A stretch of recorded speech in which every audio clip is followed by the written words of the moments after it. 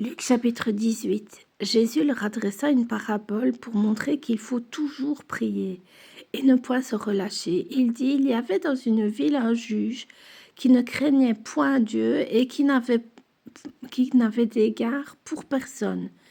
Et il y avait aussi dans cette ville une veuve qui venait lui dire, fais-moi justice de ma partie adverse.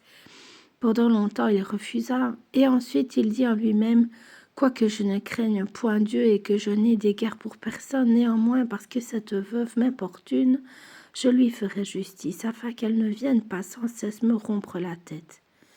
Le Seigneur ajouta, entendez ce que dit le juge inique. Et Dieu ne fera-t-il pas justice à ses élus, qui crient à lui jour et nuit, et tardera-t-il à leur égard? Je vous le dis, il leur fera promptement justice, mais quand le Fils de l'homme viendra, trouvera-t-il la foi sur la terre? Il dit encore cette parabole en vue de certaines personnes se persuadant qu'elles étaient justes et ne faisant aucun cas des autres. 2 hommes montèrent au temple pour prier, l'un était pharisien et l'autre publicain. Le pharisien debout priait ainsi en lui-même, « Ô Dieu, je te rends grâce de ce que je ne suis pas comme le reste des hommes, qui sont ravisseurs, injustes, adultères, ou même comme ce publicain. Je jeûne 2 fois la semaine, je donne la dîme de tous mes revenus. » Le publicain, se tenant à distance, n'osait pas même lever les yeux au ciel, mais il se frappait la poitrine en disant, « Ô Dieu, sois apaisé envers moi, qui suis un pécheur. » Je vous le dis, celui-ci descendit dans sa maison justifié plutôt que l'autre, car quiconque s'élève sera abaissé, et celui qui s'abaisse sera élevé.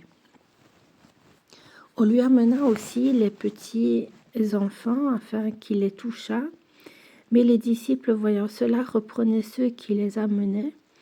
Et Jésus les appela et dit, « Laissez venir à moi les petits enfants et ne les empêchez pas, car le royaume de Dieu est pour ceux qui leur ressemblent. Je vous le dis en vérité, quiconque ne recevra pas le royaume de Dieu comme un petit enfant n'y entrera point. » Un chef interrogea Jésus et dit, « Bon maître, que dois-je faire pour hériter la vie éternelle ?» Jésus lui répondit, « Pourquoi m'appelles-tu bon? Il n'y a de bon que Dieu seul. Tu connais les commandements. Tu ne commettras point d'adultère. Tu ne tueras point. Tu ne déroberas point. Tu ne diras point de faux témoignages. Honore ton père et ta mère. » J'ai, dit-il, observé toutes ces choses dès ma jeunesse. Jésus, ayant entendu cela, lui dit, « Il te manque encore une chose. Vends tout ce que tu as, distribue-le aux pauvres, et tu auras un trésor dans les cieux. Puis viens et suis-moi. » Lorsqu'il entendit ces paroles, il devint tout triste, car il était très riche.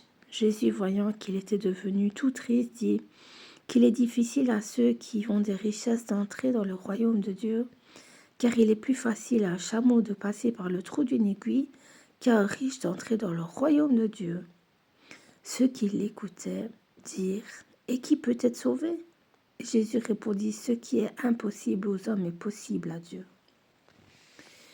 Pierre dit alors, « Voici, nous avons tout quitté et nous t'avons suivi. » Et Jésus leur dit, « Je vous le dis en vérité, il n'est personne qui, ayant quitté à cause du royaume de Dieu sa maison, ou ses parents, ou ses frères, ou sa femme, ou ses enfants, ne reçoivent beaucoup plus dans ce siècle-ci et dans le siècle à venir la vie éternelle. » Jésus prit les 12 auprès de lui et leur dit, « Voici, nous montons à Jérusalem, et tout ce qui a été écrit par les prophètes au sujet du Fils de l'homme s'accomplira. Car il sera livré aux païens, on se moquera de lui, on l'outragera, on crachera sur lui. Et après l'avoir battu de verges, on le fera mourir.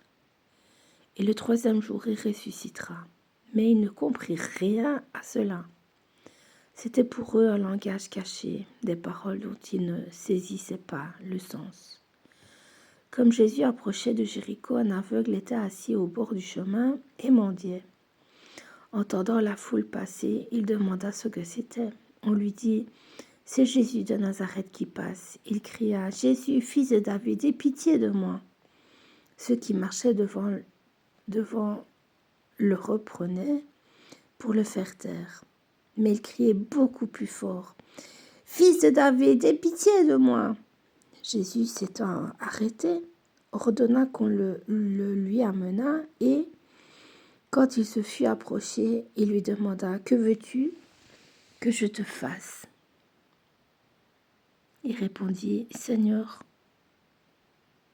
que je recouvre la vue. » Et Jésus lui dit « Recouvre la vue.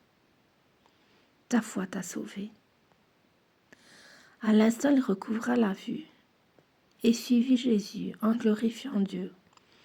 Tout le peuple, voyant cela, loua Dieu.